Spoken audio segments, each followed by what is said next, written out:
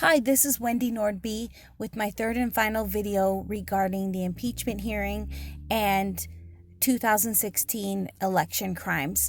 So I'm just going to do a sound clip for this last video because I don't have the same lighting. But where I left off was that I was at the hostel in Union City, New Jersey. I believe it's called like Express Hostel, something like that. And it was the night of the election. And so mind you, that's November. So I sat in my bed and I prayed and I was seeing in the spirit and doing all that. And so the election came and went and President Trump won, right? So I'm still working and going to work and still being chased. By then, I think it's important to note around that time, so Rena I hadn't seen since King Spa, right? So I'd been to King Spa, I'd been to California, now I'm at the hostel. I knew a girl who was in the Army, who was an Army veteran from my days at Noel Jones Church. And we had been acquaintances. She used to come down to Benny Hinn when I worked there. And then afterwards, as we both went to the School of Ministry, she was at Noel Jones. She'd been a member there for years. And she was leaving the last time I had seen her to go live on the East Coast. And she was somebody that we would chat friendly. And then I would also give her rides. Like one time I gave her a ride clear to Orange County just so she'd have a place to stay. Like went out of my way because when I'm a friend, right? And so I didn't know her that well, but anyway, she said the oddest thing to me. She said that she was owed back money from the Army and she was finally getting it. So she was moving to the East Coast where it was cheaper and she could afford more for the money that she was getting. And I used to honor her as a veteran and everything. But the backstory behind this is that she said the weirdest thing to me when she was leaving. She said, "Don't stay too long." We were on the stairs of Noel Jones Church. So anyway, fast forward, now I'm at the Express Hostel. And lo and behold, now mind you, some of her extended family was from New York, but me and her weren't best friends by any means, but I had gone out of my way to give her rides and stuff in the past and be kind to her, right? So she shows up at the hostel to stay, and I think they sent her in to like defuse me or somehow like trick me. And so clue number one to me was that she's former Army, right? Military. And clue number two is that, she showed up there out of nowhere, right? So, and she immediately said, "Hi, Wendy," and tried to befriend me, but I was already well aware of this from Rena. So when I saw her, I had dyed my hair brown then, and I used to wear it up to the side because I was growing it out. And anyway, it looked more, along the lines of some of the stores I was going into at the time in Harlem, kind of just looked like low key. So diffuse people and they just knew I was there to work and, blend in. So anyway, long story short, as I set up racks and all that stuff, that for that sales position, I had switched sales positions halfway through. And I think it's important to note. So the sales job that I was going to get the promotion on, right? I was like, and I'd come back, right? This is 2017 though. Well, I just want to say it really quick. So as I'm at the Express Hostel, I'm still doing my current job, the one that I had all along, the sales job. But fast forward, so then from Express Hostel, I end up renting a share with someone and then obtaining another sales job, right? But these things that I was experiencing followed me there too, because there was somebody bigger filtering down through these people, offering them deals and whatnot, right? So long story short, I quit the job that had chased me on purpose on 7/7/17 because 7/7/7.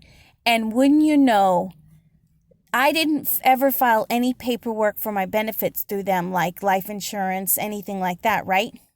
I get in the mail after I left there a letter saying that my life insurance policy through them for the exact amount of my salary ended on 7/7/17. So I not only took it as a prophetic letter, but I also said, yeah, isn't that some jacked up stuff? Not only was I working for them, they were chasing me down, and they had a life insurance policy for my exact salary. So they didn't care, you know, they didn't lose either way, right? Isn't that sick? But I thought it was prophetic that the date on the letter says 7/7/17. So moving back to the express hostel, we're still in during the election time, right? November, December, January, I'm staying at this express hostel. They sent this girl in here I knew from Noel Jones Church. She tried to approach me and she says, "Hi, Wendy." And so we're on the bus. Like, there's a local bus that you go into the city. I just didn't even look at her. And so she says, "Wendy, Wendy."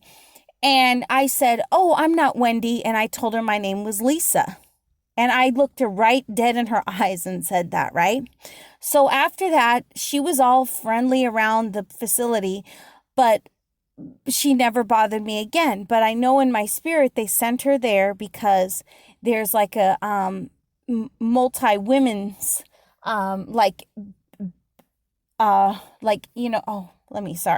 there's like rooms that are co-ed, there's rooms that are all females, and then there's rooms that are all males, and then if you're lucky enough or if you pay enough, you can pay out a room to get your own room, right?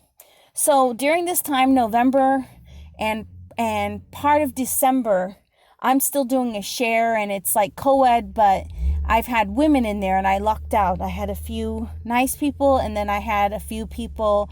One guy, I woke up and the belt of my coat was around my neck. So that's very interesting, right? So anyway, election passes. So now we're close to December, and then now January. My birthday is January 15th, and on that birthday, I would have turned 40 years old, right? So the inauguration, right, isn't that January 17th? So right around that time, I had a bad feeling in my spirit. And pardon me for going on and on. Again, if I'm called to testify, I'll get straight to the facts and be clear and concise. But just to give you a backstory, election happens, people are upset. I'm still at the hostel, still working, still like on the run, watching my back. I come up, it's my birthday, right before the inauguration. I have a terrible feeling. And mind you, I know from my old job, right, the one that took the life insurance on me, they had a newsletter that would come out. And I had mapped from the time I started in the summer, from May until then, every newsletter, every month, or they would have like two people on 4 days before and after, on the full moon and the new moon, young people, middle-aged people, even some old people that would mysteriously pass away, right? So they were obviously sacrifices. So I had it all mapped out for months that these people were all sacrifices. And so, that was a big thing there. So I was still conscious of that, conscious of like who was around me, and everything I was experiencing at the hostel. So let me tell you, so now we go forward to, it was a lot of people working together, right? Because there was somebody bigger trying to eliminate me. So, and I'll let you deduct who, when, what, why. I'm glad to come and give the facts. I just want to restore my life. And so coming up to my birthday, I had a premonition that, a bad premonition. I hadn't rented out the room yet, but I had a bad premonition.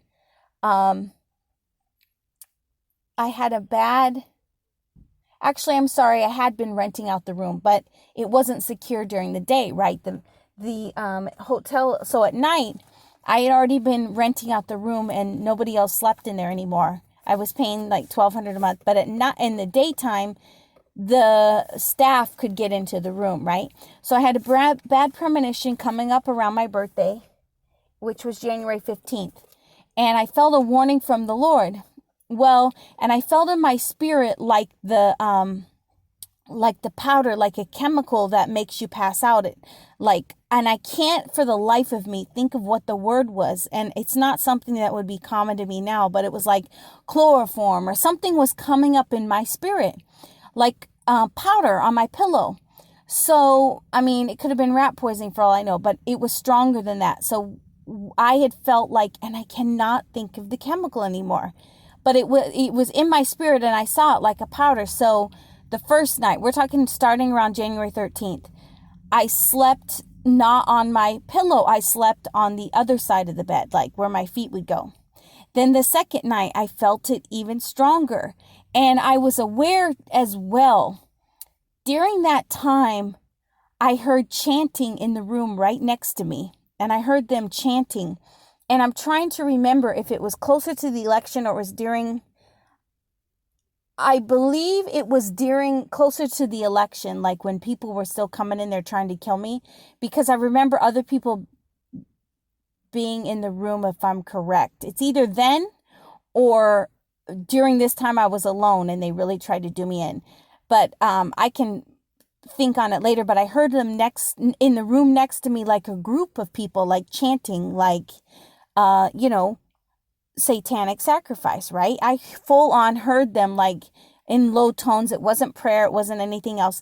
They were chanting. And I said, oh, great. It's just reminiscent of what happened to me at King Spa. This is one thing I forgot to mention, but I want to finish here and then I'll go back to a ceremonial thing I experienced at King Spa too before I left. So here I am, January 13th. I sleep on the other side of the bed. Then the next night I feel this again. So I sleep sitting up. I didn't want to put my face on the sheets because, mind you, I knew somebody'd been in there in the day. Then the third day. So mind you, and in this time too, it just really bothered me because Sylvester Stallone's brother, Frank, posted a Twitter, and I know it was symbolic of me. He has this Gretchen White Falcon guitar, right? It's a white, real pretty, like, antique guitar. Well, never mind. I don't want to mention him, but, people know things, right? And so it just bothered me. So I'll just move on from that. I don't want to say anything about him or whatever. So, long story short, it's now my birthday. Isn't this nice? So the room, I felt led. I knew something was coming. I bought these disposable masks from the dollar store, like, a painter would use. I could tell the room by the third day was so chemically, like yucky. I just had to leave. I just left because I knew I wouldn't live through the night, right? So then I come back, like, it's like a day or two later, like, so that was my birthday, my 40th birthday. So then I come back a day or two later and the room I have those masks again with me. So I cover my face because I knew I'd already paid up, but I knew I was going to be leaving, right? I could not even breathe in the room. I had to cover my face so strong. I mean, with so many masks, I had like 4 masks on, right? I had to cover it and quickly with one hand try to grab the rest of my stuff. And I tried to sneak out the back stairwell because I had already paid, you prepay. So it wasn't anything and I was supposed to leave anyway. I just wasn't planning on not renewing. But so everything was even Steven, right? But I also, on the other hand, didn't want to sound the alarm that I'm leaving so they would follow me, right? So I'm trying to go down the fire escape. There's snow out there.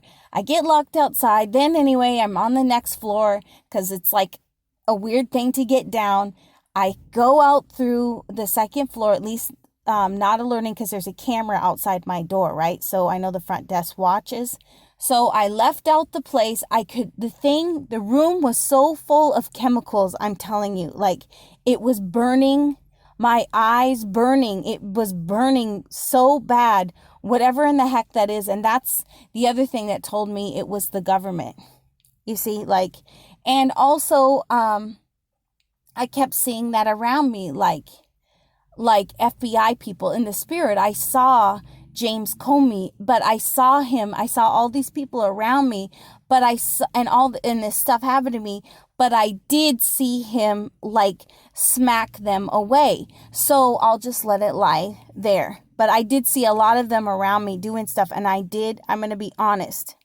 I saw him tall, with dark hair, in the spirit, like all these people around me doing stuff, but I did see him like smack them away. But what does it matter? Because I was already poisoned again. They put stuff in my room, and something I did get, bentonite clay, things that I know that pull metals out because they have a positive charge, to like metals negative charge, was doing that. So again, it went in my organs, right, for 2 nights. So I need money for that. So then the inauguration happens, right? And now I'm moved and I'm at a hotel. So I have to pay that every night, all this money, and I have to block the door. And eventually I go from there and I find a share. And then we're going along, and then I have a dream. And I think the testimony, though, I think I'll just let it lie here. So I'm just expecting a call to come to testify, but what I've experienced is a total crime. The information that I have beyond this is very incriminating for the impeachment hearings, and I'd like full restitution and justification. So thank you for taking the time to listen. I'll just let it lie here and wait for a call. Thank you.